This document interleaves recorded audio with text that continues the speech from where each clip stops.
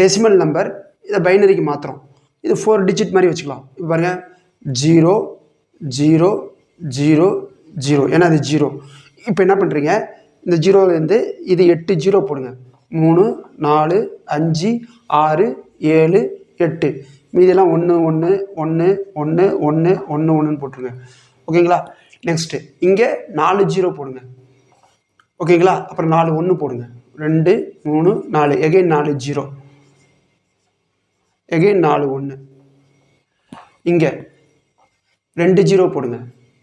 திரும்பி 2 0, 1 1 2 0 1 1 2 0 1 1. இங்கே வாங்க 0 1 0 1 0, அப்படியே ஆல்டர்னேட்டிவாக அப்படியே எழுதிட வேண்டியதான். 0 1 0 1, அவ்வளோதான்.